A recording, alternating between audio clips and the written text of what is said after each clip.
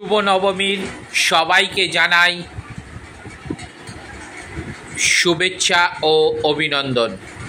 আশা করি আপনাদের পুজোর দিনগুলি খুব ভালোভাবে কেটেছে। আজ আপনারা দেখতেই পাচ্ছেন যে নবমীর মায়ের ভোগ বিতরণ করা হচ্ছে। দেখুন, সমস্ত দর্শনার্থী যারা আসছে তাদের সবাইকে দেওয়া হচ্ছে মায়ের ভোগ।